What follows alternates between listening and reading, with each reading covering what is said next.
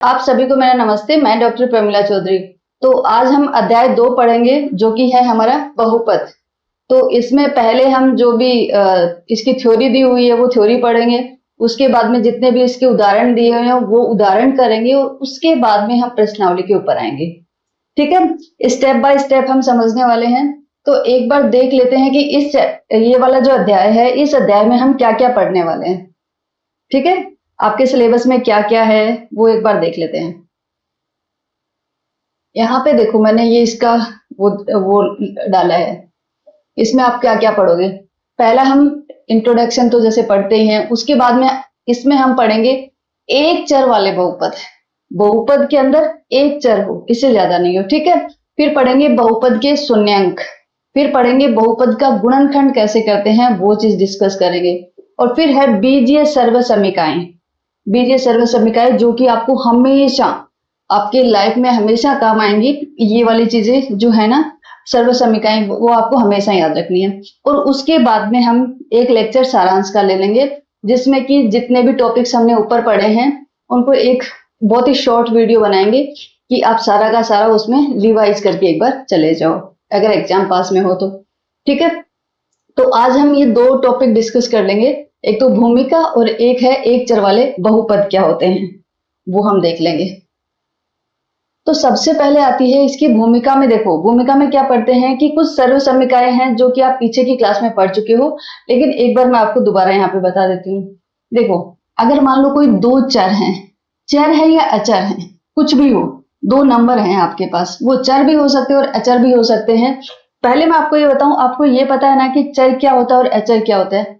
चर, देखो हमारे पास 2 टाइप के नंबर होते हैं, एक होता है चर और एक होता है अचर। ठीक है, चर तो वो नंबर होता है जिसकी जो वैल्यू, उसका जो मान है वो हमेशा बदलता रहे। वो हमेशा बदलता रहे, ऐसा फिक्स नहीं है कि हाँ इसका मान यही होगा। लेकिन कुछ अचर नंबर होते हैं जिनका मान वही रहता है, उसका कभी बदलता नहीं है। जैसे कि 1 2 3 4 5 जो हमारे 9 न्यूमेरिक नंबर होते हैं, जो हम गणित में काम में लेते हैं। गणित में हम कौन कौन से नंबर काम में लेते हैं, 0 1 2 3 4 ऐसे करके 9 तक काम में लेते हैं। ठीक है, 9 तक काम में लेते हैं। तो ये सब क्या है, सारे के सारे अचर हैं। अगर मैं बोलूं 3 की वैल्यू कभी चेंज होगी, 3 का मान कभी चेंज होगा, कभी भी चेंज नहीं होगा। 3 का मान हमेशा 3 ही रहेगा। ठीक है, तो इसीलिए ये सारे क्या है, ये सारे अचर नंबर हैं। दूसरे हो गए चर। चर में x है, y है, z है, कुछ भी दे दिया मैंने। अगर मैंने x बराबर लिख दिया 0, तो इसका मतलब हो गया x का मान 0 हो गया। अगर मैंने लिख दिया x बराबर 1, तो क्या हो गया, x का मान 1 हो गया। तो ये, इनको हम चर नंबर बोलते हैं, जिनका मान जो है वो फिक्स नहीं होता है, उनका मान बदलता रहता है। ठीक है, तो आज हम चर और अचर की बात करेंगे बहुपद के अंदर। इसलिए आपको पहले पता होना चाहिए कि चर और अचर क्या होते हैं। अब देखो, ये वाली जो सर्वसमीका है, आपने पहले भी पढ़ी, ये जो सर्वसमीकाएं हैं ये सभी पे लागू होती हैं। नंबर चर भी हो सकता है और अचर भी हो सकता है। ठीक है, तो जैसे 2 नंबर है आपके, एक है x प्लस वाई, उसका आपने होल स्क्वायर दे दिया। होल स्क्वायर को कैसे खोलोगे, पहले का स्क्वायर प्लस 2 इंटू पहला नंबर इंटू दूसरा नंबर, पहला नंबर इंटू दूसरा नंबर प्लस जो दूसरा नंबर है उसका स्क्वायर। सिंपल है, आप लोगों को याद भी होगा। अगर दूसरी सर्वसमीका क्या दी हुई है कि सेम है, बस यहाँ पे प्लस और यहाँ पे माइनस है। ठीक है, तो यहाँ पे माइनस है, तो आपको याद क्या रखना है, सिर्फ जो बीच वाला जो बहुपद है। ठीक है, बीच वाला जो पद है, उस पद में आपको प्लस की जगह क्या लगाना है, माइनस लगाना है। बाकी ऐसा कैसा रहेगा, देखो वैसे आप अपना दिमाग भी यूज कर सकते हो कि बाकी सब ऐसा क्यों रहा।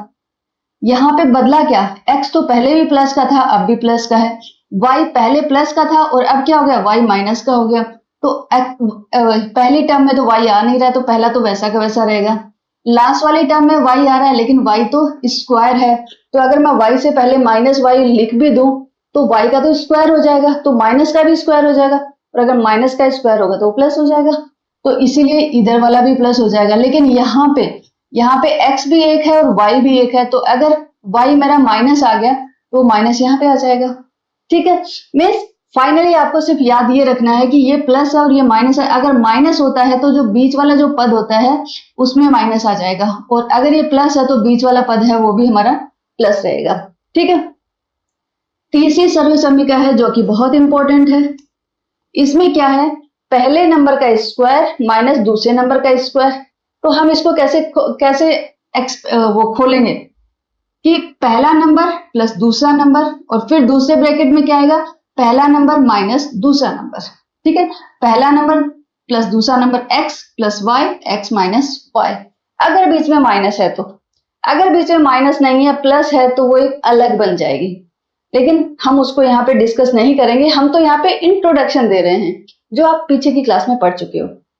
ओके, अब आगे आता है कि हम इस क्लास में क्या पढ़ने वाले हैं। देखो ये इस अध्याय में हम क्या पढ़ने हैं। देखो इस अध्याय में हम बहुपद डिस्कस करेंगे कि बहुपद क्या होते हैं, मीन्स पॉलिनोमियल्स क्या होते हैं, वो हम इस वाले अध्याय में देखेंगे। फिर हम देखेंगे कि शेषफल प्रमेय क्या होती है। ठीक है, शेषफल प्रमेय क्या होती है। फिर गुणनखंड प्रमेय क्या होती है वो भी हम देखेंगे। फिर बहुपद के गुणनखंड में इनका क्या उपयोग है, बहुपद का गुणनखंड कैसे करते हैं। मेन तो ये दो चीजें हैं जो हम पढ़ने वाले हैं, ये वाले दो लास्ट वाले, कि गुणनखंड प्रमेय क्या होती है जिसे हम फैक्टर थ्योरम बोलते हैं, और फिर है कि बहुपद के गुणनखंड कैसे करते हैं। ये दोनों चीजें ही इस अध्याय के लिए बहुत इंपॉर्टेंट है। हम ये दोनों चीजें बहुत अच्छे से पढ़ेंगे। बहुपद तो पढ़ना ही है क्योंकि इस अध्याय का नाम ही बहुपद है, तो हमें पता होना चाहिए कि बहुपद होता क्या है, किसको बहुपद बोलते हैं। ठीक है, तो चलो हम चलते हैं नेक्स्ट पे।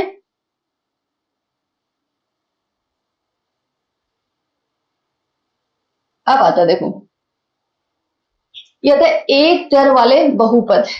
एक चर वाला बहुपद का मतलब क्या हुआ, देखो हम यहां से इस थ्योरी से समझते हैं।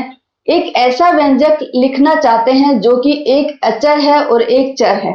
अगर हमने एक ऐसा व्यंजक लिखा, मान लो मैंने लिखा a डॉट एक्स, इसका मतलब क्या हुआ, a और x आपस में मल्टीप्लाई है। मैं इसको ऐसे भी लिख सकती हूँ ax।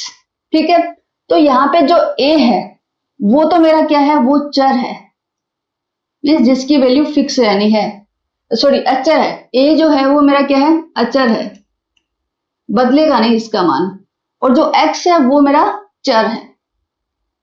ठीक है, तो जब अचर और चर दोनों आपस में मल्टीप्लाई होके आए, दोनों आपस में गुणा होके लिखे हो, तो वो हम क्या, उसको हम वो क्या होता है, वो एक व्यंजक होता है ना।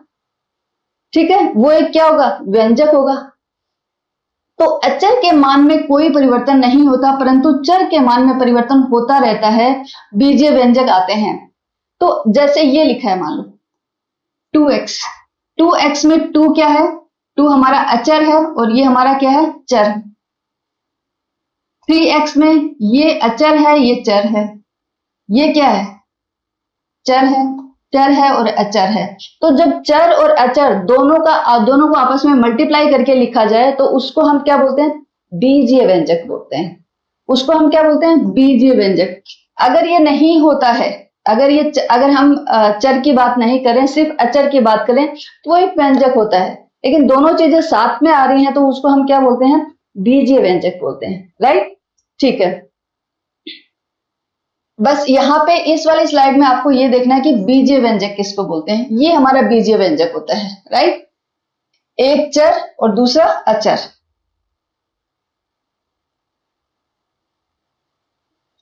अब मैं चर और अचर आपको एक और तरीके से समझाती हूँ। देखो, जैसे ये हमारा कोई वर्ग लिया हुआ है। ठीक है, आपको पता है कि वर्ग में चारों भुजाएं बराबर होती हैं, और मैंने हर एक भुजा की लंबाई कितनी ली है, 3 ली है। 3 आगे कुछ भी हो सकता है वो मीटर हो, सेंटीमीटर, कुछ भी हो, बट 3 है यहाँ पे। एक भुजा 3 है, दूसरी भी 3 है, ये भी 3 है, ये भी 3 है, इसलिए ये वर्ग है। ओके, अब हमें क्या करना है, मान लो इसका मुझे क्या निकालना है, परिमाप निकालना है।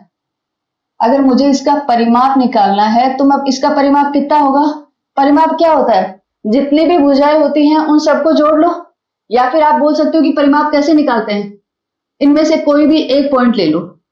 इस पॉइंट से मैंने चलना स्टार्ट किया तो कितनी दूरी मैं इस पॉइंट पे वापस पहुंचने में लगाऊंगी, वही जो टोटल दूरी होती है वही परिमाप होता है। तो अगर मैंने यहां से चलना स्टार्ट किया तो मैं पहले ए पे गई, फिर बी पे गई, फिर सी पे गई, फिर दोबारा इस पे डी पे आ गई। ओके, तो 3 इधर चली, 3 इधर चली, 3 इधर चली, 3 इधर चली, तो मेरा कितना हो गया 3 प्लस 3 प्लस 3 प्लस 3, या फिर आप इसको क्या बोल सकते हो 3 इंटू 4। तो कितनी दूर चली मैं 12, कितनी चली मैं 12 चली। तो इसका इसका परिमाप क्या हो गया, इसका परिमाप हो गया 12। और अगर मुझे इसका क्षेत्रफल निकालना है, अगर मुझे इसका क्षेत्रफल निकालना है, तो क्षेत्रफल कितना हो जाएगा, लंबाई गुणा चौड़ाई, यही होगा लंबाई गुणा चौड़ाई। तो 3 गुणा 3, 3 तिया 9, 9 हो जाएगा। वैसे ही अगर इसकी जो भुजा है, अगर मैं 3 की जगह इसकी भुजा क्या कर दूं 10 कर दूं, सारी जगह वर्ग है तो सारी जगह अपने आप 10 हो जाएगा। अगर इसकी भुजा मैंने 10 कर दी तो इसका परिमाप क्या हो जाएगा, उस टाइम पे इसका परिमाप हो जाएगा 10 गुणा 4 मीन्स 40। और अगर मैंने इसकी भुजा x कर दी, अगर मैंने वर्ग की भुजा क्या कर दी x कर दी, तो मेरा परिमाप कितना हो जाएगा, उस टाइम पे मेरा परिमाप हो जाएगा x गुणा 4 मतलब 4x। तो हम यहाँ पे क्या देख रहे हैं कि जैसे जैसे वर्ग की भुजा की लंबाई हम चेंज कर रहे हैं, बदल रहे हैं, वैसे वैसे परिमाप बदलता रहता है। ऐसा ही तो हुआ, जैसे जैसे हम भुजा की लंबाई बदल रहे हैं वैसे वैसे क्या होता है परिमाप बदलता रहता है। और अगर मुझे मान लो ये है x है, एक भुजा की लंबाई है x, और मुझे इसका क्षेत्रफल निकालना है, क्या निकालना है क्षेत्रफल निकालना है।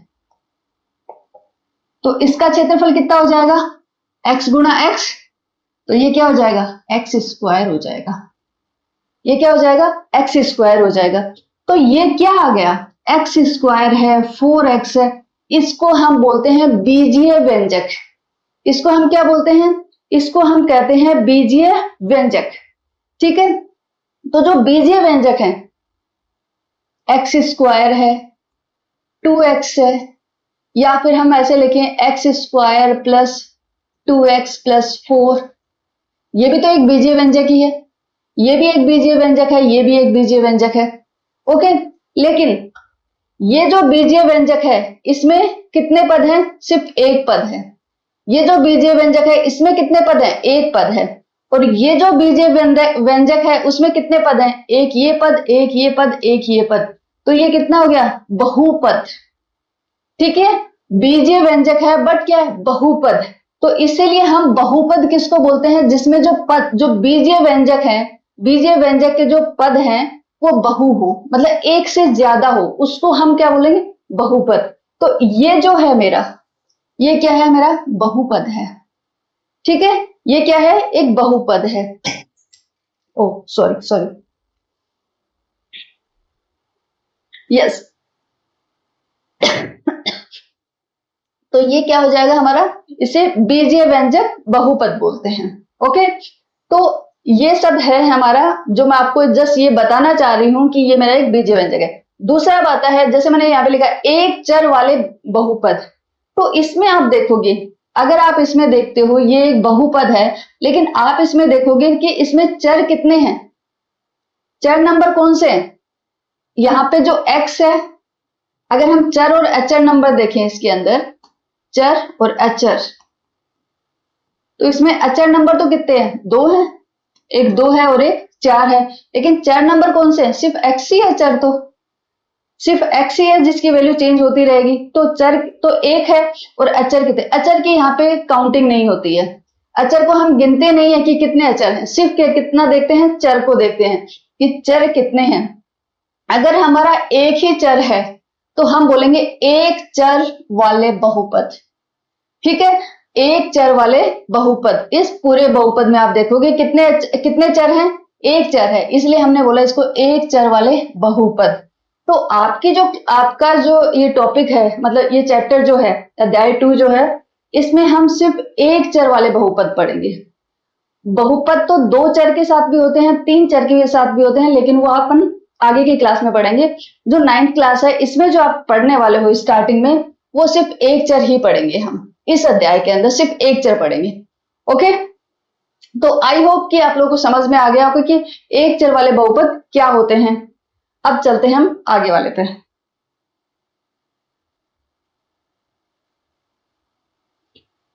वही मैं दोबारा आपको यही समझाना चाहती हूँ कि दोबारा अगर कोई ये पूछे कि ये बहुपद है कि नहीं है, ठीक है, अगर आपसे पूछे कि अगर मान लो कोई भी एक एक्सप्रेशन दिया हुआ है, ऐसे लिखा हुआ है, बीजीय व्यंजक ऐसे लिखा हुआ है, ठीक है, ये क्या है, एक बीजीय व्यंजक ही है। और अगर आपसे कोई ये पूछे कि क्या ये एक चर वाला बहुपद है, अगर आपसे कोई पूछे, अगर ये आपको ये लिखा हुआ बीजीय व्यंजक दे दिया और फिर आपसे पूछा कि ये एक चर वाला बहुपद है कि नहीं है, तो आप देखोगे कि इसमें चर कितने हैं, चर तो एक ही है, x जो है वो हमारा चर है, तो चर तो एक ही है, तो एक चर वाला बहुपद भी है, तो एक चर वाला बहुपद है, तो आप यस बोल दोगे, ठीक है, इसको यस ही बोलना है हमें। लेकिन इसमें एक चीज और ध्यान रखनी है आपको, ये तो सही में है एक चर वाला बहुपद, इसलिए आप बोल दोगे, लेकिन आपको एक चीज और याद रखनी है, यहाँ पे जो चर की जो घात लग रही है, चर की जो घात लग रही है वो कितनी है, 3 है, 2 है, और यहाँ पे चर की घात कितनी है, 1 है, और अगर हम 7 के साथ में देखें तो चर की घात कितनी है, x की घात 0, x की घात 0 का मान कितना होता है, 1 होता है, इसलिए सिर्फ 7 लिखा हुआ है यहाँ पे। तो हमें क्या ध्यान रखना है कि जो चर की जो घात है वो हमेशा क्या होनी चाहिए, पूर्ण संख्या होनी चाहिए, वो हमेशा क्या होनी चाहिए, पूर्ण संख्या होनी चाहिए, राइट। अब आपको पूर्ण संख्या याद होगी पहले वाले अध्याय से, पूर्ण संख्या को हमने किसे लिखा था, W से लिखा था, और पूर्ण संख्याएं कौन सी होती हैं, 0, 1, 2, 3, ऐसे अनंत तक जो चलती हैं वही हमारी पूर्ण संख्याएं होती हैं। अगर हम बोले कि 1/2 क्या पूर्ण संख्या है, नहीं, 1/2 नहीं है। पूर्ण संख्या क्या है, या तो 0 है या 1 है या 2 है, 1/2 नहीं है। क्या 2/3 है, नहीं, 2/3 भी नहीं है। पूर्ण संख्याएं वही संख्याएं होती हैं जो हम गिनती में काम में लेते हैं, और उसमें 0 भी हमने ऐड कर दिया है। गिनती में कौन से नंबर काम में लेते हैं, 1, 2, 3, 4, 5, 6, ये लेते हैं गिनती में काम में, लेकिन अगर उसमें 0 भी ऐड कर दें हम, तो ये क्या बन जाती है, पूर्ण संख्या। तो अगर कोई भी बीजीय व्यंजक दिया हुआ है और आपसे पूछे कि ये क्या एक चर वाला बहुपद है, तो आपको क्या देखना है, आपको एक तो ये चेक करना है कि चर उसमें एक ही है क्या, ठीक है, वो चेक कर लिया। दूसरी चीज क्या चेक करोगे, दूसरी चीज आप चेक करोगे कि इसकी जो चर की जो घात लगी हुई है वो घात पूर्ण संख्याएं हैं कि नहीं। अगर वो पूर्ण संख्याएं हैं तो आप इसको यस बोल सकते हो, ठीक है। एक बार हम इसकी परिभाषा पढ़ लेते हैं, क्या लिखा हुआ है, देखो मैंने, सभी बीजीय व्यंजकों में चर के घातांक, चर के जो घात हैं, चर के घातांक पूर्ण संख्या ही रहे, इनके जो घातांक हैं वो हमेशा क्या होने चाहिए, पूर्ण संख्या ही होनी चाहिए, पूर्ण संख्या ही होनी चाहिए। इस रूप के व्यंजक को एक चर वाला बहुपद कहा जाता है, ठीक है, वही लिखा है जो मैंने आपको समझाया है। तो यहाँ पे हम देखेंगे ये एक चर वाला बहुपद है, चर है इसमें x, ठीक है, यहाँ पे भी क्या है, एक चर वाला बहुपद है, क्योंकि y देखो चर कितने हैं इसमें, एक ही है, तो एक चर है। और दूसरी कंडीशन हमारी क्या थी कि इसकी जो घात है वो पूर्ण है क्या, यस, इसकी घात कितनी है, 2, यहाँ पे इसकी घात 1, तो दोनों ही पूर्ण है, तो यस, ये है चर y में एक बहुपद है। इसमें अगर अपन देखें तो यहाँ पे चर क्या है, यहाँ पे चर है t। अब t की घात देखते हैं, t की घात कितनी है, यहाँ पे t की घात 2 है, और यहाँ पे t की घात कितनी है, यहाँ पे t की घात 0 है। तो 2 हो या 0 हो, दोनों के दोनों क्या है, पूर्ण संख्याएं हैं, तो ये भी क्या है, ये भी एक बहुपद है, चर t में एक बहुपद है, ओके। अब हम नीचे देखते हैं, नीचे क्या लिखा हुआ है, बहुपद x² प्लस 2x में व्यंजक x² और x बहुपद के पद हैं। यस, ये आपको पता है, मैंने बताया आपको कि ये क्या है, ये पद होते हैं, ये एक पद है, ये एक पद है, और इसीलिए एक से ज्यादा पद हैं, इसीलिए हम इसको क्या बोल रहे हैं, बहुपद, पोली, ठीक है। तो ये बहुपद में व्यंजक x² और x एक बहुपद के पद कहे जाते हैं। और अगर हम इस बहुपद में देखें तो कितने पद हैं, अगर आपसे कोई पूछे कि इसमें कितने पद हैं, 1 पद, 2 पद और 3 पद, ठीक है। आपको ये ध्यान रखना है कि जो पद होते हैं वो अगर 2 पदों के बीच में साइन लगा हो तो वो कौन सा साइन होता है, या तो प्लस होता है या माइनस होता है, ठीक है।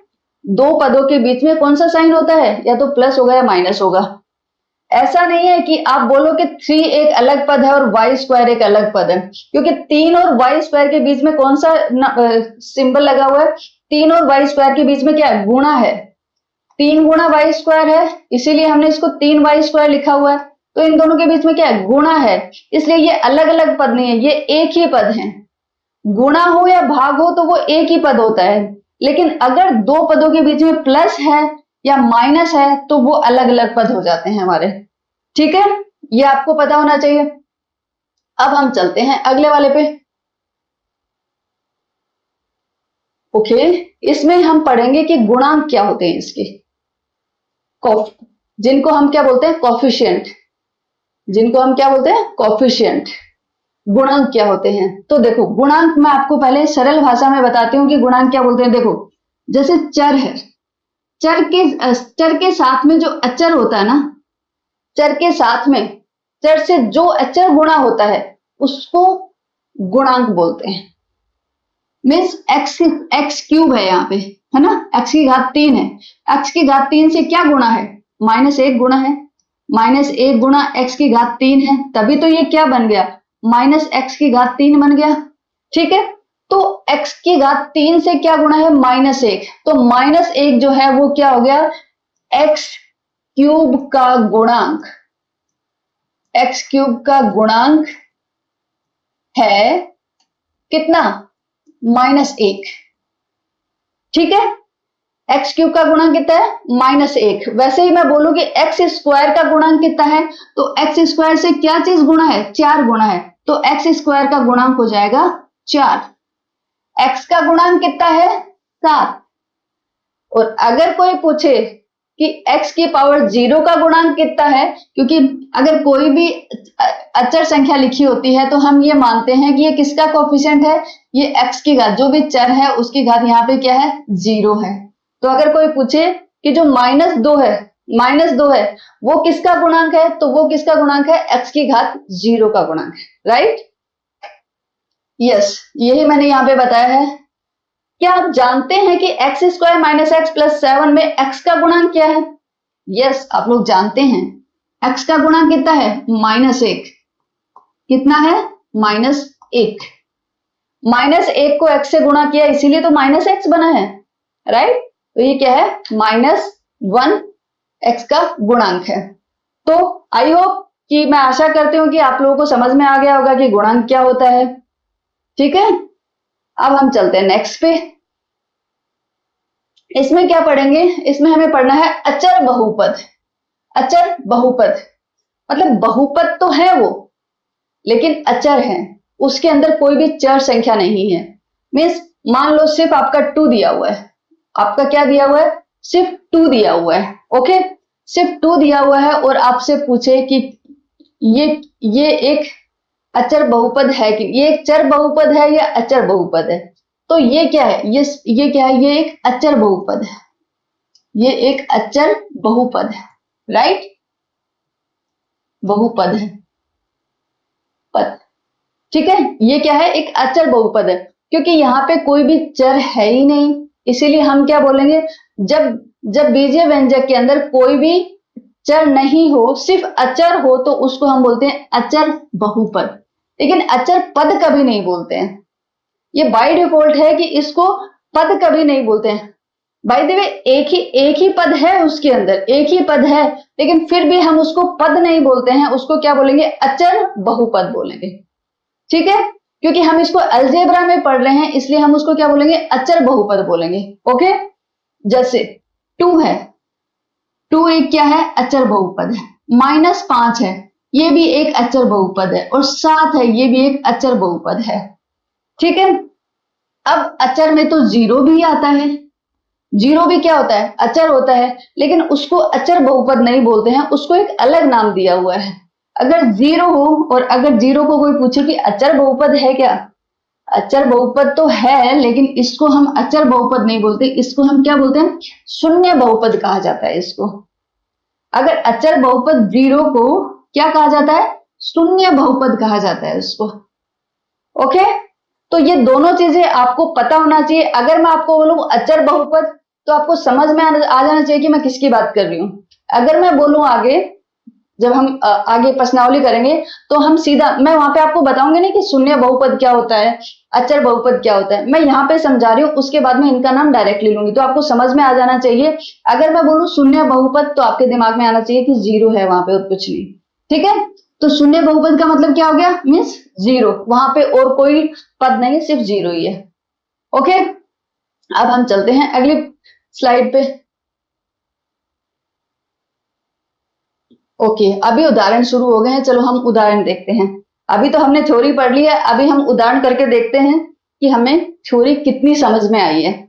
अगर हमारे उदाहरण हम कर पा रहे हैं, इसका मतलब है कि हमने थ्योरी अच्छे से की है। देखते हैं। पहला उदाहरण है, यह बीजीय व्यंजक एक बहुपद है या नहीं है। ये जो एक बीजीय व्यंजक दिए हुए हैं, ये एक बहुपद है या नहीं है। ठीक है, यह एक यह एक चर बहुपद है कि नहीं, चर भी आएगा यहाँ, चर मिसिंग है, यहाँ पे क्या आएगा, यह एक चर बहुपद है या नहीं है, ये पूछा है इसने। अब देखो, अगर हम इसमें देखें, चर बहुपद के लिए, एक चर बहुपद के लिए हमारे पास दो शर्त हुआ करती थी। पहले शर्त थी कि चर जो है वो हमारा क्या होना चाहिए, चर है वो एक होना चाहिए। दूसरी शर्त हमारे क्या थी कि चर की जो घात है, चर की जो घात है वो घात क्या होनी चाहिए, वो एक पूर्ण संख्या होनी चाहिए। वो क्या होनी चाहिए, पूर्ण संख्या। पूर्ण संख्या हमें पता है कौन सी होती है, 0 1 2 3। ओके, ठीक है, तो हम यहाँ पे देखते हैं, मैं इसको ब्लैक कलर लेती हूँ, आई डोंट नो कि आप लोगों को अच्छे से साफ साफ दिखाई दे रहा है कि नहीं। यहाँ पे हम देखते हैं x की घात कितनी है, एक, x की घात यहाँ पे कितनी है, एक। लेकिन अगर हम यहाँ पे देखें तो x की घात कितनी है, हम एक बटा एक्स को क्या लिख सकते हैं, एक बटा एक्स को हम लिख सकते हैं x की घात माइनस एक।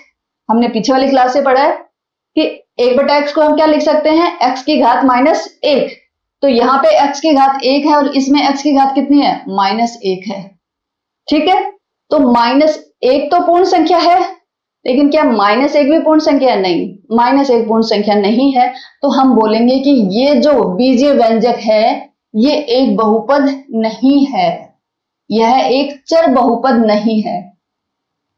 ठीक है, ये एक चर बहुपद नहीं है, क्योंकि इसकी जो घातांक है, इसकी जो घात आ रही है दूसरे वाले पद की, वो हमारी पूर्ण संख्या नहीं है। ठीक है, अभी इसको देखते हैं सेकंड वाले को। यहाँ पे हम किसको देखते हैं, सिर्फ चर को चेक करते हैं, अचर को हम यहाँ पे चेक नहीं करते, हम सिर्फ चर को चेक करते हैं। यहाँ पे चर देखो, चर की घात कितनी है, यहाँ पे चर की घात है 1/2। भाई रूट को हम क्या लिखते हैं, रूट क्या होता है, अगर यहाँ पे a का रूट दिया हुआ है, a रूट दिया हुआ, तो इसका मतलब क्या है, a की घात कितनी है, 1/2। ठीक है, तो यहाँ पे x की घात कितनी है, 1/2। और यहाँ पे अगर मैं देखूं तो x की घात कितनी है, x की घात 0। तो 0 तो पूर्ण संख्या है, लेकिन 1/2 तो पूर्ण संख्या नहीं है। पूर्ण संख्या तो या तो 1 होगी, या 2 होगी, या फिर 3 होगी। 1/2 तो पूर्ण संख्या नहीं होती है, तो यस, ये वाला भी जो है बीजीय व्यंजक, ये हमारा बहुपद नहीं है, एक चर बहुपद नहीं है। चर तो इसमें एक ही है, वैसे नाम से देखोगे तो देखो चर भी है और बहुपद भी है, लेकिन ये एक चर बहुपद नहीं है, क्योंकि चर बहुपद होने के लिए दो कंडीशन होनी चाहिए, और जो दूसरी कंडीशन है वो हमारी सेटिस्फाई नहीं हो रही है। ठीक है, अब हम चलते हैं थर्ड पे। यहाँ पे y की घात कितनी है, यहाँ पे y की घात है 3/2। y की घात कितनी है, सॉरी 1/3, कितनी है, 1/3, और यहाँ पे y की घात कितनी है, 2। तो 2 तो पूर्ण संख्या है, लेकिन 1/3 तो पूर्ण संख्या नहीं है। 1/3 पूर्ण संख्या नहीं है, इसीलिए यस, ये वाला जो बीजीय व्यंजक है ये भी एक क्या नहीं है, एक चर बहुपद नहीं है। तो इसमें जो तीनों के तीनों एग्जाम्पल थे, वो तीनों के एग्जाम्पल ही ऐसा बोल रहे हैं कि ये एक चर बहुपद नहीं है। ओके, ठीक है। तो हम चलते हैं अभी नेक्स्ट के ऊपर।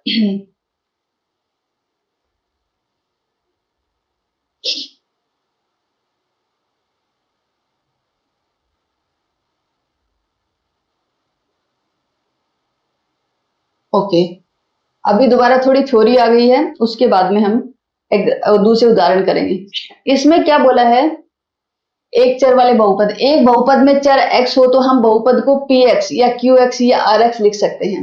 यस, मान लो कि हमारा जो ये दिया हुआ है, ये बीजीय व्यंजक दिया हुआ है, राइट। इस बीजीय व्यंजक में हमने देखा कि एक चर है, क्या है, एक चर है, वो कौन कौन सा, x है। तो हम इस बहुपद को, इस बीजीय व्यंजक को हम कैसे लिख सकते हैं, इसको हम ऐसे लिख सकते हैं px, कि हमारा जो आगे बहुपद है ये, उसमें चर क्या है, उसमें चर है x, इसलिए ब्रैकेट के अंदर आ गया x। वैसे ही हम इसको px भी लिख सकते हैं, qx भी लिख सकते, मतलब किसी से भी डिनोट करें, बस ब्रैकेट के अंदर x आ जाएगा, ठीक है। वैसे ही जैसे यहाँ पे देखो, ये एक बहुपद दिया हुआ है, राइट। अब इसमें चर कौन सा है, x है, तो इसको हम कैसे डिनोट कर सकते हैं, ऐसे q, लेकिन ब्रैकेट में क्या आ जाएगा, x आ जाएगा। वैसे ये जो हमारा बहुपद है, इसके अंदर चर कौन सा है, हमारा y है, तो इसीलिए हमने इसको ry दे दिया। py भी दे सकते थे, qy भी दे सकते थे, बस ब्रैकेट में y आ जाएगा कि ये एक बहुपद है और चर है इसमें y, ठीक है। अब दूसरा ये आ गया, इसमें देखो चर कौन सा है, u है, वो हमारा चर है, ठीक है। तो हमने क्या दे दिया, इसको नाम दे दिया su भी दे सकते हैं, ru भी दे सकते थे, qu भी दे सकते थे, pu भी दे सकते थे, कुछ भी नाम दे दो, ब्रैकेट में आपका u आ जाएगा कि ये एक बहुपद है जिसमें चर है हमारा u। ओके, ठीक है। अब क्या है, बहुपद में परिमित संख्या में कितने भी पद हो सकते हैं, बहुपद के अंदर कितने भी, फाइनाइट मतलब ऐसा नहीं है, अनंत पद नहीं हो सकते, जिनको हम काउंट कर पाए उतने कितने भी नंबर्स हो सकते हैं। अनंत नंबर नहीं हो सकते बहुपद के, होंगे तो जिनको हम काउंट कर सकते हैं, जिनको हम गिन सकते हैं, लेकिन गिनती में कितने भी हो सकते हैं। ओके, परिमित होने चाहिए मतलब।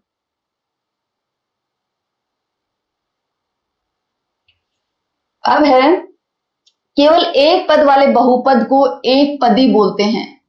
ये बहुत इंपॉर्टेंट है, ये आपको अच्छे से देखना है, क्योंकि इसके ऊपर कुछ डायरेक्ट क्वेश्चन भी पूछे जाते हैं कि अगर मान लो हमारा बहुपद है, हमारा बीजीय व्यंजक दिया हुआ है और उसके अंदर सिर्फ एक ही पद है, सिर्फ एक ही पद है, तो हम उसको क्या बोलेंगे, एक पदी, उसको हम बोलेंगे एक पदी, और इंग्लिश में बोलते हैं उसको मोनोमियल।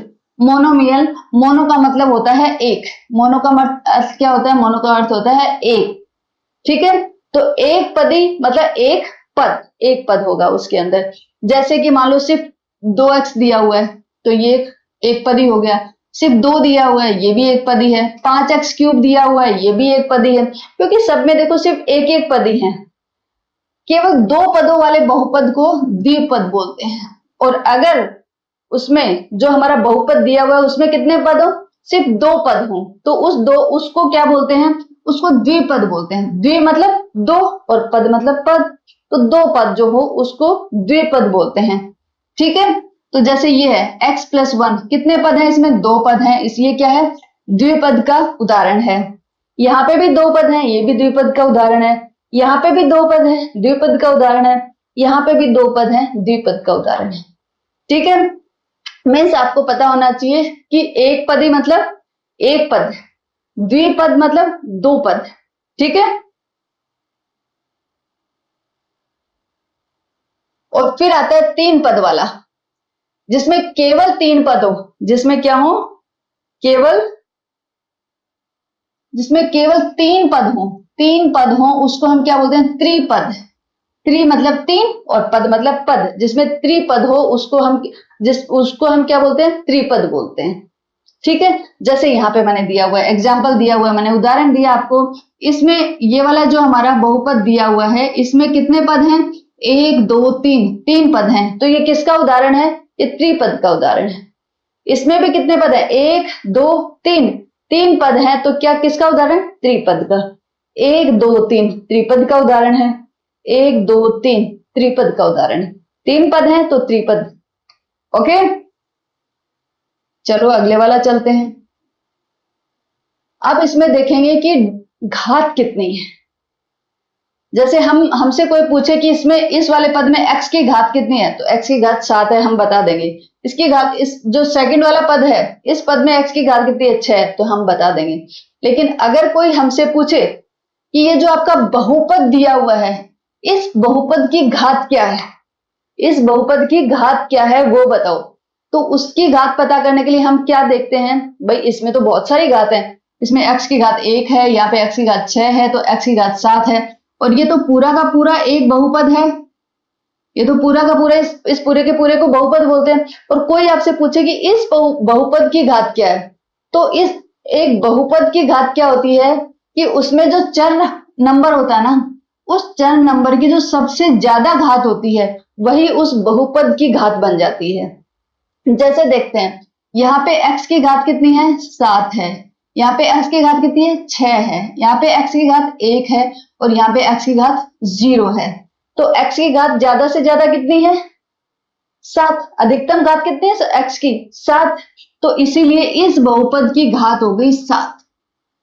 ठीक है, इस बहुपद की घात कितनी होगी 7। वैसे ही ये वाला बहुपद दिया हुआ है, देखो ये भी एक बहुपद है हमारे पास, इसमें चर कौन सा है y है, तो यहाँ पे जो पहला पद है इसमें y की घात कितनी है 6, यहाँ पे y की घात कितनी है 2, यहाँ पे y की घात 0, तो y की अधिकतम घात कितनी हो गई 6, इसलिए इस बहुपद की जो घात है वो कितनी हो जाएगी, वो हो जाएगी 6। ओके, वो कितनी हो जाएगी, वो 6 हो जाएगी। ये आपको ठीक है, अभी इसमें से आपको समझ में आ गया कि एक बहुपद है उसकी घात कैसे निकालते हैं, वो आप निकाल लोगे। लेकिन हमने दो चीजों की और बात की थी, एक तो मैंने क्या कहा था अचर बहुपद, याद होगा आपको, एक कहा था मैंने अचर बहुपद और एक कहा था मैंने शून्य बहुपद,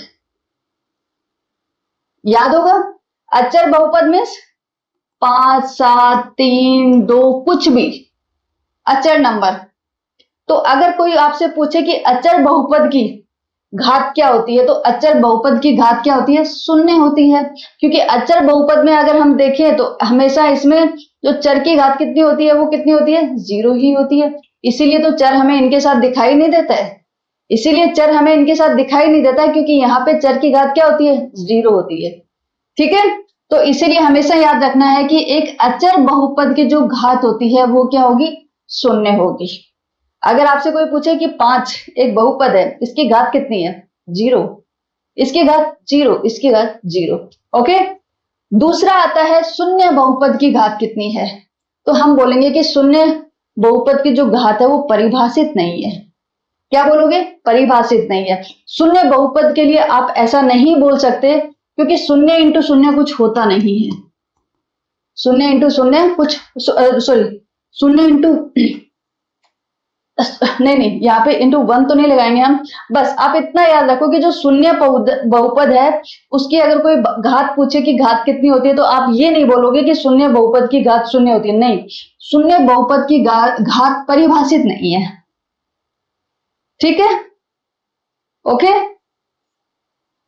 और इस शून्य बहुपद को काफी बार क्या बोलते हैं, शून्य अचर बहुपद, मतलब अचर बहुपद तो है लेकिन वो क्या है, शून्य है, तो इसीलिए कभी तो इसको शून्य बहुपद बोल देते हैं और कभी इसको ऐसे बड़ा वाला नाम भी दे देते हैं, शून्य अचर बहुपद है, और इसको क्या बोलते हैं, शून्यतर अचर बहुपद। ओके, अब हम चलते हैं नेक्स्ट पे। यस, ये हमारा एक और उदाहरण आ गया है, तो इस उदाहरण को हम देखते हैं। नीचे दिए गए प्रत्येक बहुपद की घात ज्ञात कीजिए। हमें क्या करना है, इनकी घात ज्ञात करनी है। ठीक है, चलो इनकी घात देख लेते हैं। इस बहुपद की हमें घात बतानी है कि इस बहुपद की घात कितनी है। ठीक है, चलो बताते हैं।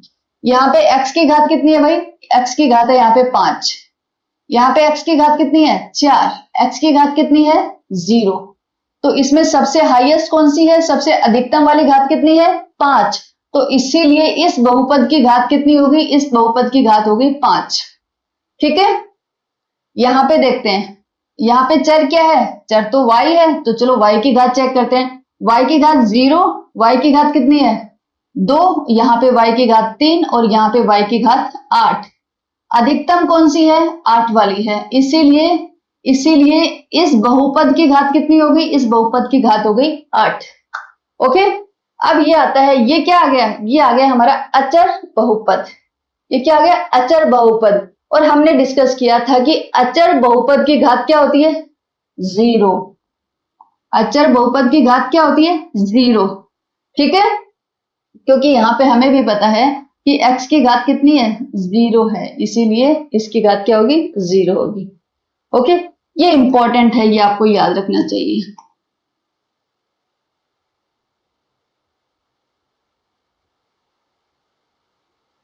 यस, अभी हमने एक पदी पढ़ा, द्विपदी पढ़ा और त्रिपदी पढ़ा। ठीक है, मतलब वहां पे क्या था कि हमने बहुपद के प्रकार देखे थे, किसके अनुसार, पदों के अनुसार, कि उसमें कितने पद हैं। जितने पद थे उसके हिसाब से उनको बांटा हुआ था कि एक पद था या द्विपद था या त्रिपद था। लेकिन ये भी क्या है, ये भी हम बोल सकते हैं कि बहुपदों के प्रकार ही हैं। लेकिन ये बहुपदों को कैसे बांटा गया है, उनकी घात के अनुसार बांटा गया है। बहुपद की जो घात होती हैं उनके अनुसार इनको बांटा गया है। और इसमें कहा गया है कि अगर आपके बहुपद की घात कितनी है, एक घात है, एक घात वाले बहुपद को हम क्या बोलेंगे, रेखिक बहुपद। उसको हम क्या बोलेंगे, रेखिक बहुपद बोलेंगे। अगर बहुपद की घात एक है तो उसको हम बोलेंगे रेखिक बहुपद। अगर घात 2 है, अगर बहुपद की घात कितनी है, 2 है, तो हम क्या बोल देंगे, या तो द्विघाती बहुपद, या तो द्विघाती बहुपद बोलेंगे या द्विघात बहुपद बोलेंगे। ठीक है, द्वि मतलब 2, घात द्विघाती, रेखिक मतलब एक रेखा जैसा, तो रेखा में तो एक ही होता है।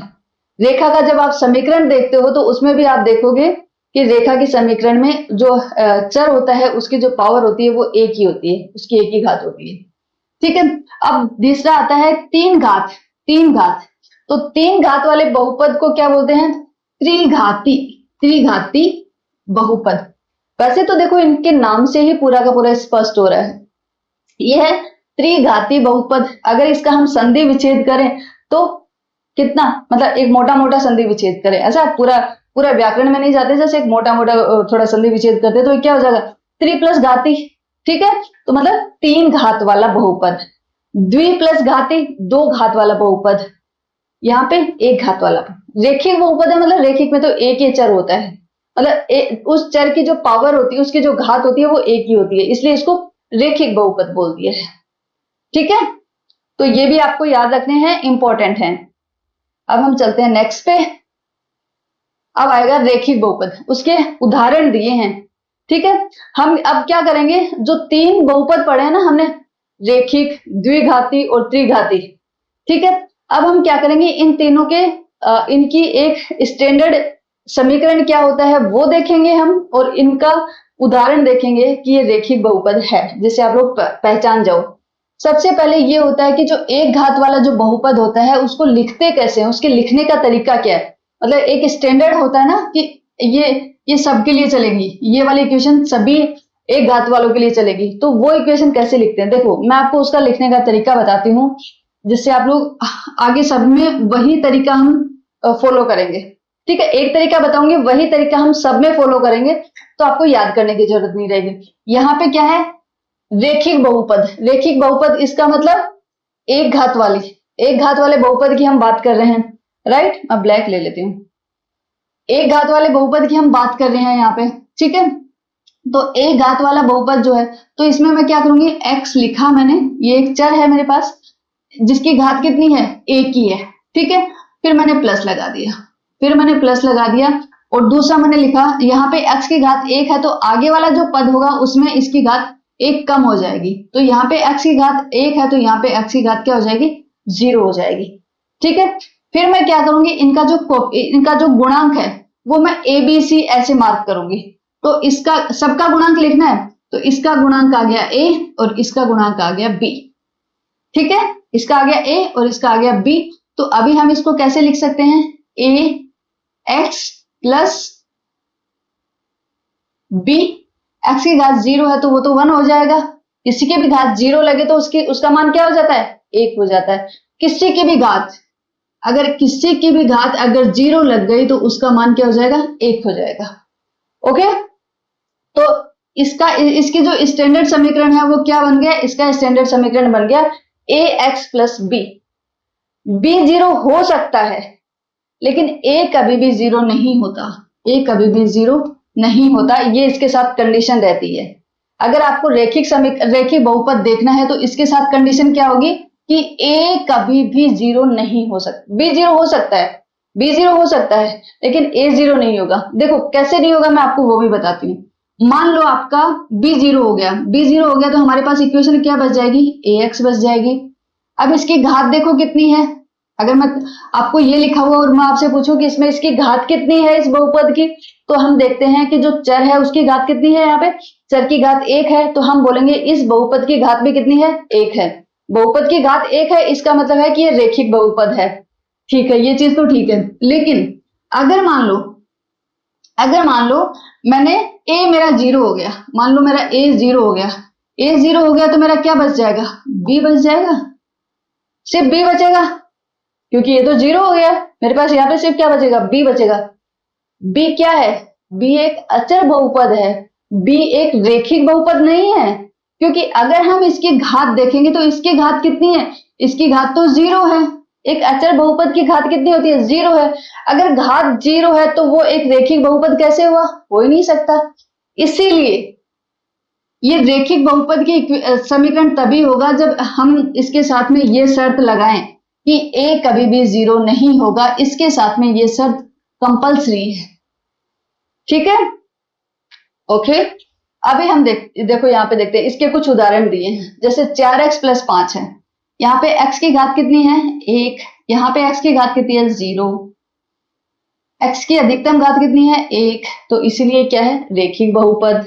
ठीक है, दूसरा में आते हैं। यहाँ पे क्या है, यहाँ पे चर की क्या है, y है, y है, y की घात कितनी है यहाँ पे 1, तो ये क्या हो गया, एक रेखिक बहुपद हो गया। यहाँ पे चर क्या है, यहाँ पे चर है t, t की घात कितनी है, यहाँ पे t की घात 1 है, यहाँ पे t की घात 0 है, t की अधिकतम घात कितनी है, 1, तो इसलिए ये क्या हो गया, रेखिक बहुपद हो गया। अगला चलते हैं, ये है 3 माइनस यू, 3 माइनस यू, तो यू क्या है, इसमें एक चर है, तो हम चर की घात देखते हैं। यहाँ पे चर की घात कितनी है, यहाँ पे चर की घात 0 है और यहाँ पे चर की घात 1 है, तो अधिकतम कौन सी है, 1 वाली है, तो 1 वाली है, तो ये क्या हो गया, रेखिक बहुपद हो गया। तो ये सभी क्या है, रेखिक बहुपद के उदाहरण हैं, और हमने यहाँ पे रेखिक बहुपद का समीकरण क्या होता है वो भी देख लिया है। ठीक है, अब चलते हैं नेक्स्ट पे। नेक्स्ट आ गया द्विघाती बहुपद। द्विघाती बहुपद मतलब वह बहुपद जिसकी घात 2 हो, द्विघाती जिसकी घात 2 हो। ठीक है, तो उसको हम बोलते हैं द्विघाती बहुपद, द्विघाती बहुपद। लेकिन दूसरा यह है कि हमें द्विघाती बहुपद का समीकरण लिखना आना चाहिए, तो मैंने आपको बताया था कि मैं एक तरीका बताऊंगी, हम उसी से लिखेंगे। द्विघाती मीन्स यहाँ पे जो चर है उसकी अधिकतम घात कितनी होगी, 2 होगी, तो चर हमने मान लिया x, तो मैं यहाँ पे अधिकतम घात वाला चर लिखती हूँ, अधिकतम घात कितनी होगी, 2 होगी क्योंकि द्विघाती है। फिर आगे वाला पद लिखूंगी, उसमें एक घात कम कर दूंगी, उसमें एक घात कम हो जाएगी। एक और पद लिखूंगी, उसमें मैं क्या करूंगी, x की दोबारा एक घात कम कर दी, तो x की घात 0 कर दी। ठीक है, अब मैं इनके गुणांक लगाऊंगी, गुणांक कौन से लगाऊंगी, a b c, तो इसका गुणांक a, इसका गुणांक b, इसका गुणांक c। ठीक है, तो अब हम इसको कैसे लिख सकते हैं, नीचे a x square plus b x plus c, क्योंकि x की घात 0 तो 1 हो जाएगा, तो ये जो हमारा समीकरण आ गया, ये समीकरण किसका है, ये समीकरण है हमारा द्विघाती बहुपद का। ठीक है, द्विघाती बहुपद का समीकरण है ये। लेकिन इसमें भी एक शर्त है, a कभी भी 0 नहीं हो सकता है, a हमारा कभी भी 0 नहीं हो सकता, b 0 हो सकता है, c 0 हो सकता है। अगर c 0 हो जाएगा तब भी ये द्विघाती बहुपद रहेगा, b 0 हो जाएगा तब भी ये द्विघाती बहुपद रहेगा। लेकिन अगर ये a 0 हो गया तो ये द्विघाती बहुपद नहीं रह पाएगा। अगर इसे द्विघाती बहुपद रखना है तो साथ में कौन सी शर्त जरूरी है, ये वाली, a कभी भी 0 नहीं होगा। ठीक है, जैसे हम इसके उदाहरण देखते हैं।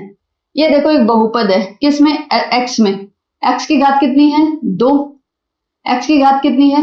0। अधिकतम कितनी घात है? 2। तो द्विघाती बहुपद। यहाँ पे x की घात 2, यहाँ पे x की घात 1, यहाँ पे x की घात 0। अधिकतम x की घात कितनी है? 2, इसलिए द्विघाती। यहाँ पे सिर्फ एक ही पद है, लेकिन उसकी घात कितनी है? 2 है, तो ये द्विघाती बहुपद है। ठीक है, यहाँ पे है, यहाँ पे देखो x की घात कितनी है? 2। यहाँ पे x की घात कितनी है? 1, क्योंकि ये ऐसे लिखा हुआ है 2/5 x ऐसे लिखा हुआ है, तो यहाँ पे x की घात कितनी है? 1। तो ये 1 है और ये 2 है, तो अधिकतम कितनी है? 2, इसलिए ये क्या है? द्विघाती बहुपद है। तो मुझे लगता है आप लोग को अच्छे से समझ में आ गया होगा कि रेखिक बहुपद क्या होगा और द्विघाती बहुपद क्या होगा। ठीक है, अब हम चलते हैं त्रिघाती बहुपद के ऊपर कि त्रिघाती बहुपद क्या होते हैं। त्रिघाती बहुपद जिसमें बहुपद की घात क्या हो? बहुपद की घात हो 3, उसको हम क्या बोलेंगे? त्रिघाती बहुपद। राइट, वही बोलेंगे। तो उसको हम क्या बोलेंगे? उसको हम बोलेंगे त्रिघाती बहुपद। उसकी हमें एक समीकरण भी आना चाहिए, और समीकरण लिखने का मैंने आपको एक तरीका बताया है, तो मेरे साथ लिखो आप लोग भी। त्रिघाती मीन्स यहाँ पे जो चर की जो अधिकतम घात है, मैं ब्लैक से लिखती हूँ, पता नहीं इससे आपको अच्छे से विजिबल है कि नहीं है। देखो चर संख्या क्या है? x है हमारे पास, तो x की घात 3 लिखते हैं हम यहाँ पे सबसे पहले, क्योंकि त्रिघाती है तो x की घात 3 लिखा। फिर मैंने प्लस लिखा, तो x की घात एक एक कम होती जाएगी, एक्स स्क्वायर आ गया, एक्स स्क्वायर आ गया। फिर अगले वाला पद लिखूंगी, उसमें x की घात एक और कम हो जाएगी। कब तक लिखूंगी? जब तक x की घात 0 नहीं हो जाती है। एक और आ गया पद, उसमें क्या होगा? x की घात 0। x की घात 0 आ गई तो अब मैं रुक जाऊंगी। ठीक है, अब इसके गुणांक लिखूंगी। गुणांक कौन से लिखती हूं मैं? A B C, A B C और डी। ठीक है, अब इसको अगर हम अच्छे से लिखें तो ये क्या हो जाएगा? A x cube plus b x square plus c x plus d, यही होगा।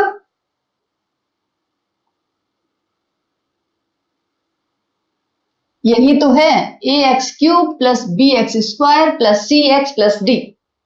तो इस समीकरण को भी आपको याद करने की जरूरत नहीं है, सिर्फ समझने की जरूरत है। समझ के आप लिखोगे तो आपको आराम से लिख पाओगे, कभी भूलोगे ही नहीं। ठीक है, कभी गलती भी नहीं होगी आपकी। ओके, इसके साथ भी शर्त क्या होगी त्रिघाती बहुपद के लिए कि कभी भी त्रिघाती का जो गुणांक है मीन्स ए हमारा कभी भी 0 नहीं होना चाहिए। बी 0 हो जाएगा चलेगा, सी 0 हो जाएगा चलेगा, डी 0 हो जाएगा चलेगा, लेकिन अगर ए 0 हो गया, ए 0 हो गया मतलब ये वाला पद हमारा 0 हो जाएगा। अगर ये पद 0 हो जाएगा तो त्रिघाती बहुपद रहेगा ही नहीं।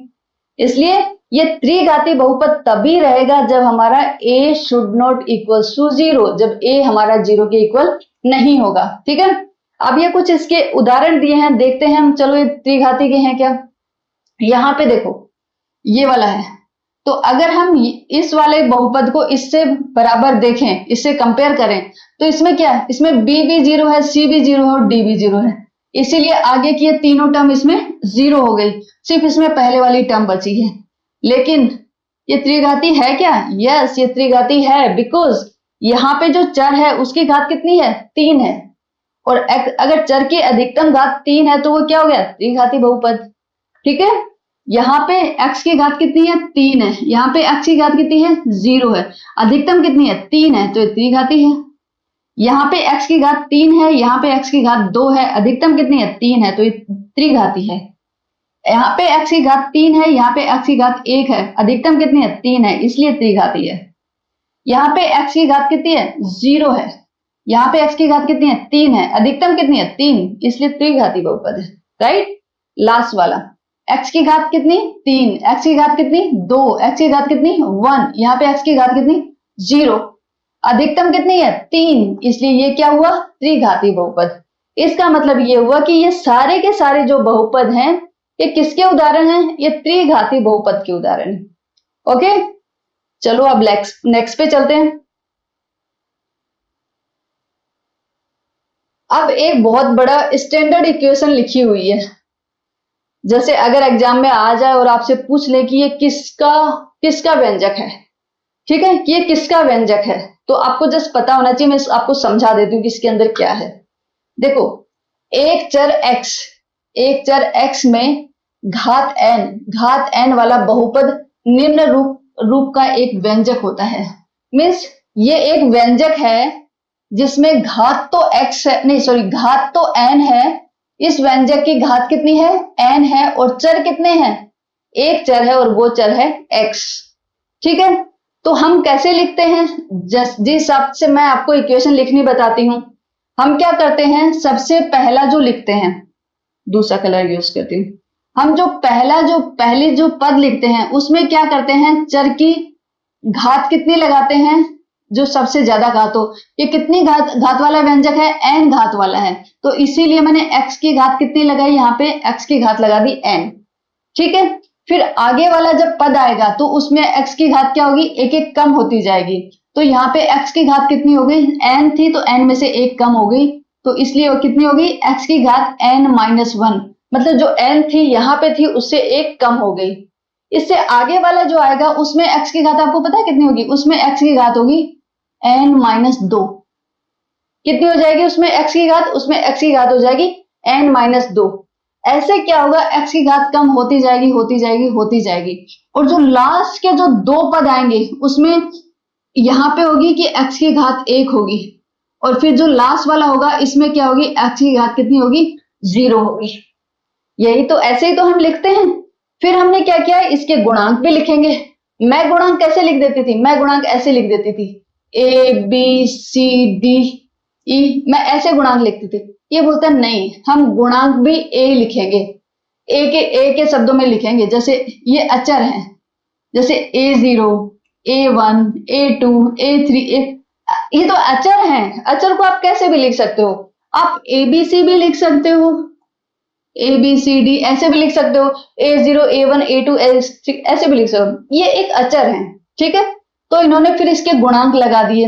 गुणांक इन्होंने क्या किया, इन्होंने देखा कि जो इसकी घात है ना वही नंबर नीचे दे दिया। अगर इसकी घात n है तो ये a n हो गया, इसकी घात अगर n-1 है तो ये a n-1 हो गया, अगर इसकी घात n-2 है तो यहाँ पे क्या हो जाएगा, a कितना हो जाएगा, a n-2 हो जाएगा। ठीक है, बस लिखने में थोड़ी सुविधा हो जाए इसलिए। जैसे यहाँ पे देखो, x की घात कितनी है, 1 है, तो इसलिए a 1 हो जाएगा। x की घात कितनी है, 0 है, तो इसलिए a 0 हो गया। तो अगर कोई आपसे पूछे कि ये किसका समीकरण है, तो ये एक चर x में घात n वाला बहुपद है। ठीक है, एक चर x में घात n वाला बहुपद है जिसके व्यंजक ये दिए गए हैं।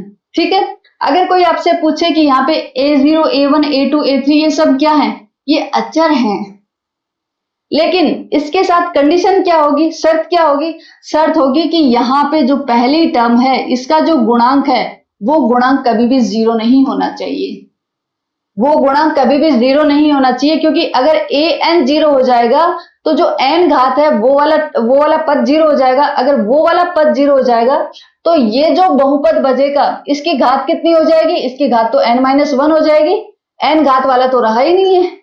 तो अगर इस बहुपद को n घात वाला एक चल बताना है तो आपको क्या करना पड़ेगा, a n should not equal to 0, a n कभी भी 0 नहीं होना चाहिए।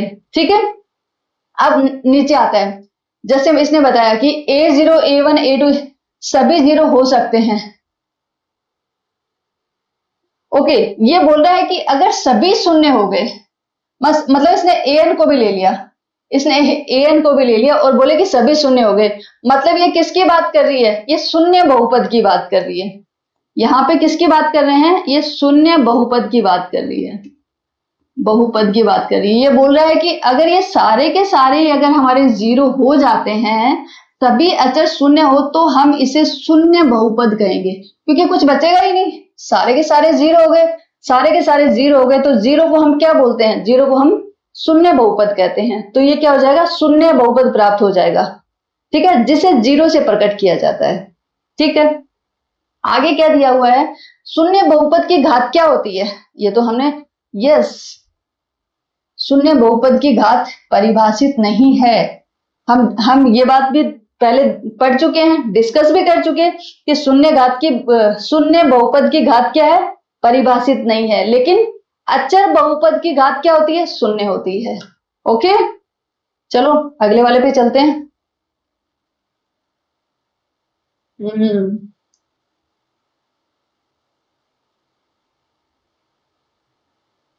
ओके, गैर उदाहरण, ऐसे व्यंजक जो बहुपद नहीं है।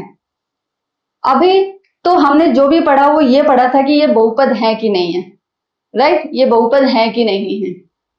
लेकिन अभी हम यहाँ पे पढ़ेंगे गैर उदाहरण, मीन्स ऐसे व्यंजक जो बहुपद नहीं है, मीन्स ऐसे व्यंजक जो बहुपद नहीं है, उनको हम सीधी लाइन खींचती हूँ,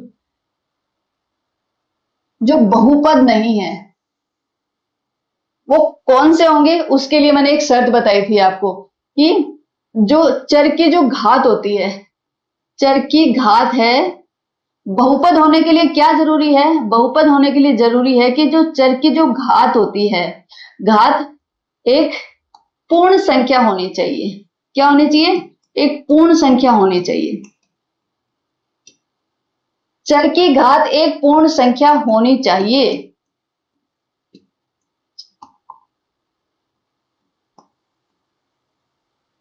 ठीक है, क्या होनी चाहिए, एक पूर्ण संख्या होनी चाहिए। तो यहाँ पे x की घात कितनी है, -2, कितनी है, -2, और यहाँ पे x की घात कितनी है, 0। तो 0 तो पूर्ण संख्या है, लेकिन -2 क्या पूर्ण संख्या है, -2 पूर्ण संख्या नहीं है। क्योंकि हमें पता है कि पूर्ण संख्या में कौन कौन आता है, 0, 1, 2, 3, 4, 5, ये सभी हमारी पूर्ण संख्याएं होती हैं। -2 हमारी पूर्ण संख्या नहीं है, -2 पूर्ण संख्या नहीं है, इसीलिए ये एक बहुपद नहीं है। तो ऋणात्मक घातांक -2 के कारण ये बहुपद नहीं है।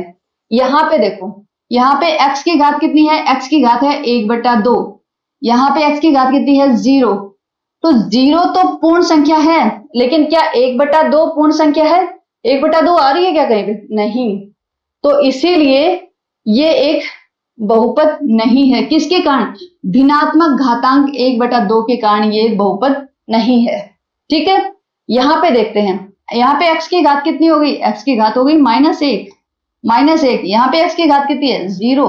तो 0 तो पूर्ण संख्या है, लेकिन -1 तो पूर्ण संख्या नहीं है, इसीलिए ये एक बहुपद नहीं है। किसके कारण, ऋणात्मक घातांक -1 के कारण। ठीक है, दूसरा दिया हुआ है, यहाँ पे x की घात कितनी है, यहाँ पे तो जो चर है वही किस में आ रहा है, एक्सपोनेंट में आ रहा है, वही घात में आ रहा है। तो यस, ये हमारे बहुपद इसलिए नहीं होगा। घातांक में चर के कारण ये एक बहुपद नहीं है। चर जो है वो कभी भी घातांक में नहीं आना चाहिए, अगर चर घातांक में आ जाएगा तो वो एक बहुपद नहीं रहेगा। ठीक है, नेक्स्ट क्या है, साइन x, ये तो त्रिकोणमिति में आ गया। तो त्रिकोणमिति वाले भी जो फलन होते हैं वो हमारे बहुपद नहीं होते हैं। इसमें एक त्रिकोणमितीय फलन शामिल है, तो हम इसको बहुपद नहीं बोल सकते। ठीक है, तो ये सभी क्या थे, जो बहुपद नहीं है, गैर उदाहरण थे, गैर बहुपद हैं ये सब। ठीक है, तो ये थी आज तक की हमारी, आई थिंक थ्योरी कंप्लीट हो गई। मैं एक बार देख लेती हूँ। यस, तो ये थी जो हमारी प्रश्नावली 2.1 है, उसके जितनी भी थ्योरी, क्योंकि थ्योरी आज थोड़ी ज्यादा थी, तो जितनी भी थ्योरी थी वो सारी थ्योरी मैंने पूरी करवा दी है। जितने उदाहरण थे वो भी हमने पूरे कर लिए हैं। अभी हम जो अगली क्लास है उसमें हम प्रश्नावली 2.1 डिस्कस करेंगे। ठीक है, थैंक यू।